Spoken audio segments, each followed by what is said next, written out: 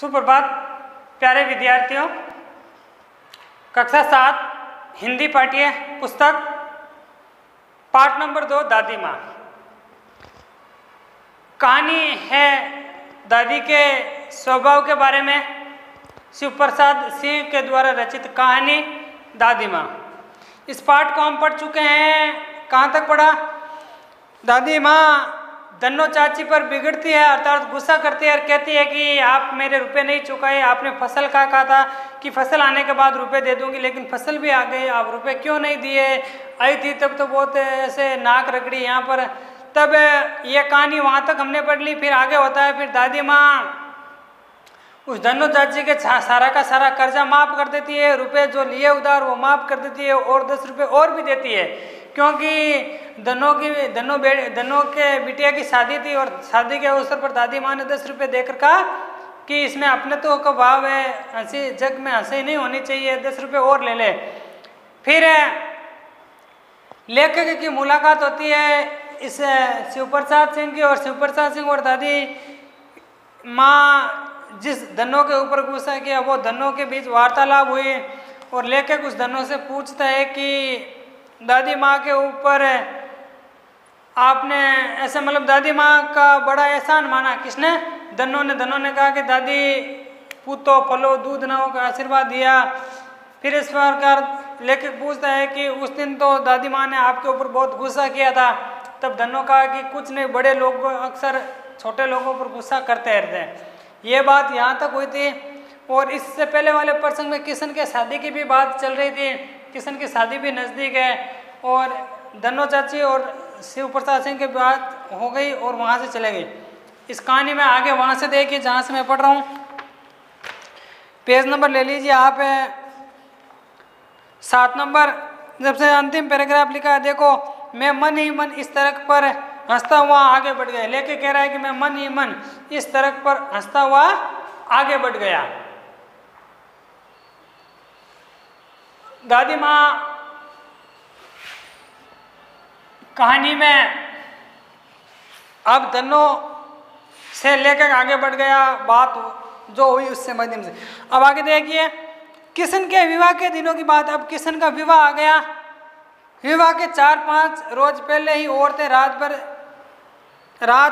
रात भर गीत गाती रही। ऐसा का अपने भी समाज में परिवार में जो मांगलिक कार्यक्रम होता है उससे शादी से 4-5 दिन पहले अपनी देसी भाषा में अगर कहा जाए तो कहना कि घी पिलाया जाता है। तो यहाँ भी किशन को घी पिला दिया जाता है। 4-5 दिन पहले की बात है। 4-5 दिन पहले औरतें उनके घर आती है किशन भैया के और रात भर जागरण करती है, संगीत गाती है, नृत्य होता है, गीत गायन होता है। तो औरतें वही काम करी। विवाह की रात को अभिनय भी होता है। अब देखिए, एक महत्वपूर्ण रोचक तथ्य ये भी होता है कि जिस दिन जो दूल्हा होता है वो दुल्हन को लाने के लिए चला जाता है अपने ससुराल, अर्थात शादी की रात के दिन दूल्हा जब ससुराल जाता है तब पीछे जो औरतें होती ना वो एक दूल्हे और दुल्हन का पार्ट करती है, एक अभिनय करती है। जो औरतें वही दूल्हा बनती हैं, औरतें वही दुल्हन बनती है और वहाँ पर उसमें एक ऐसा नृत्य खेला जाता है शादी से लेकर मतलब पुत्र जन्म तक ऐसा एक पार्ट करती है। कौन? औरतें रहती है, हंसी मजाक होती है। तो यहाँ प्राय एक ही कथा हुआ करती थी, उसमें विवाह से लेकर पुत्रोत्पत्ति तक के सभी दृश्य दिखाए जाते हैं। किसमें? जो शाम के समय उस घर में, शादी वाले घर में दूल्हा बारात लेके चला जाता है और पीछे औरतें एक ऐसा पार्ट, एक ऐसा अभिनय करती है, नाटक करती है जिसमें पूरी सारी की सारी भूमिका औरतों की होती है। और विवाह से लेकर पुत्रोत्पत्ति यानी पुत्र की उत्पत्ति तक सभी दृश्य दिखाए जाते हैं। सभी पार्ट औरतें ही करती है, यानी रोल औरतें ही निभाती है। मैं बीमार होने के कारण बारात में नहीं जा सका। अब जो शिव प्रसाद सिंह लेके कह रहा है कि मैं बीमार था इसलिए बारात में नहीं जा सकता। बाकी बारात में जाने का उत्सुक तो कौन नहीं है, हैं? बारात में जाने के तो ज़्यादा ही उत्साहित रहते हैं, लेकिन लेकिन बीमार होने की वजह से बारात में नहीं जा सका। मेरा भाई राघव दालान में सो रहा। अब इनके साथ शाम के समय इनका एक ममेरा भाई था जिनका नाम था राघव, वो भी दालान में सो रहा है। वे भी बारात जाने के बाद पहुंचा था। औरतों ने उस पर आपत्ति की।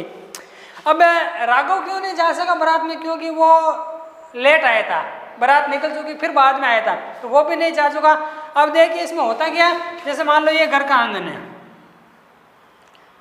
घर का आंगन है, यहाँ औरतें कर रही है नृत्य, यहाँ औरतें क्या कर रही है, नाटक खेल रही है, और यहाँ पर शायद उस राघव की चारपाई है और यहाँ राघव सो रहा है।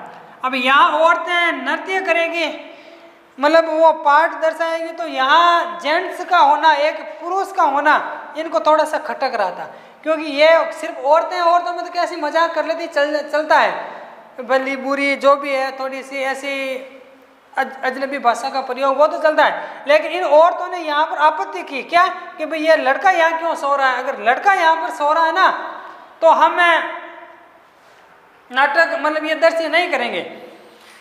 दादी माँ बिगड़ी, अब दादी माँ को गुस्सा आ गए औरतों पर कि क्यों, क्या दिक्कत है तुम्हें, ये यहाँ सो रहा है राघव, तो तुम्हें क्या प्रॉब्लम है, हैं? सोने दो ना बेचारे को, लड़के से क्या पर्दा, यानी लड़के से क्या पर्दा रखना है, लड़के और ब्रह्मा का मन एक सा होता है, लड़के और ब्रह्मा भगवान का मन तो एक सा होता है, इसमें कौन सा, इससे क्या डरने की बात, इससे क्या छुपा रहे हो बात। मुझे भी पास की चारपाई पर चादर उड़ाकर दादी माँ ने चुपके से सुला दिया। राघव तो यहाँ सोया हुआ था और दादी माँ ने चुपके से चारपाई पर और किसको भी सुला दिया, लेके को भी सुला दिया। अब औरतों के पास लेके को भी सुला दिया। बड़ी हंसी आ रही थी। अब जो औरतें पार्ट्स कर रही थी ना, ऐसे ऐसे भाषा का प्रयोग कर रही थी, ऐसे अजनबी वर्षों का प्रयोग कर रही थी जिस लेखकों को हंसी आ गई। कहीं जोर से हंस ले तो भेद खुल जाए तो निकाल बाहर किया जाएगा। अब लेखक जबरदस्ती हंसी को रोक रहा था, लेकिन अक्सर ऐसा बात में हंसी आ ही जाती है, लेखक को हंसी आ जाती है और भेद खुल गया सारा।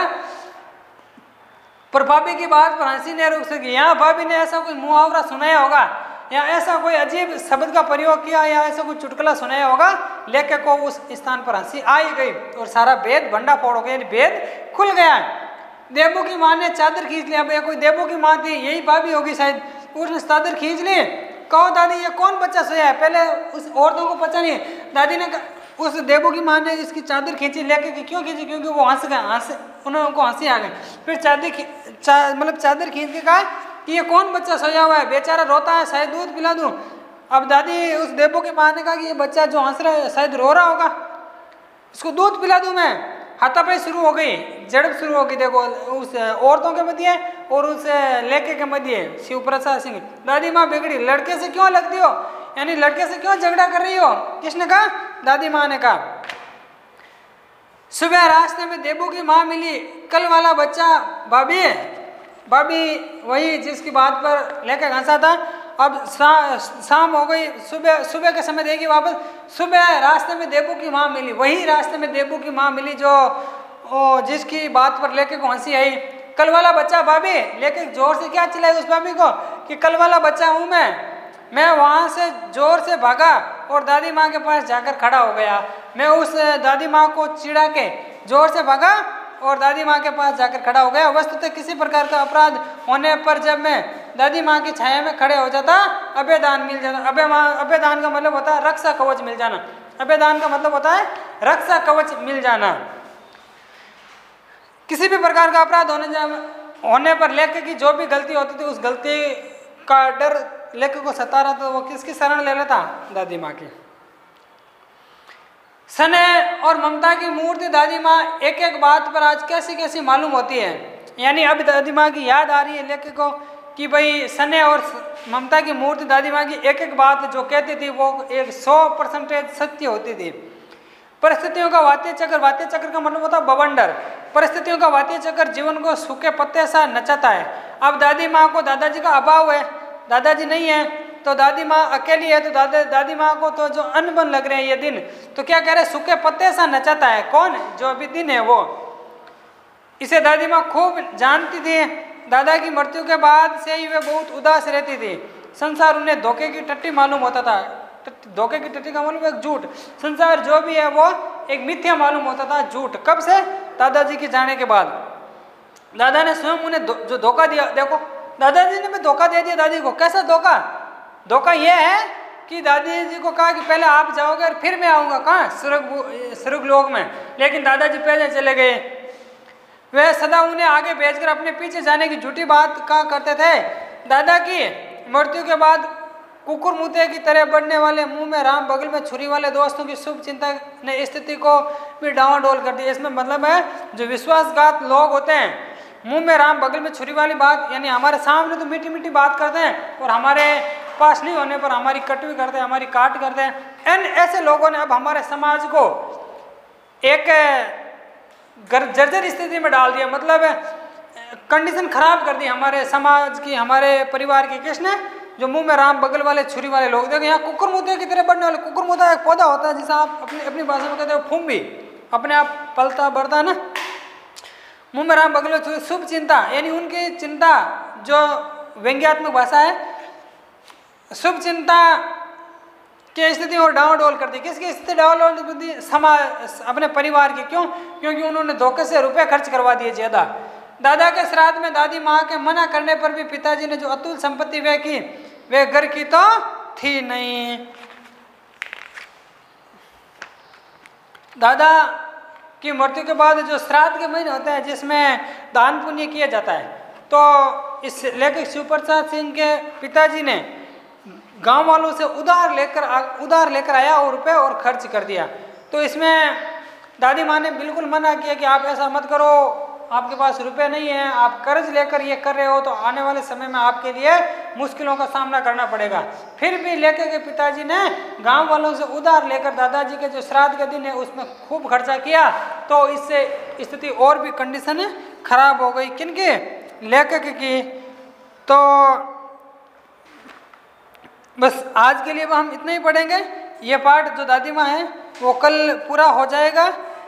अच्छा पाठ है। दादी माँ की जो विषम परिस्थितियों के दिन है वो सारी की सारी इसमें बात कही हुई है। इस पाठ को हम दादी माँ एक कहानी है शिवप्रसाद सिंह की, ये हम कल पूरा कर लेंगे। धन्यवाद।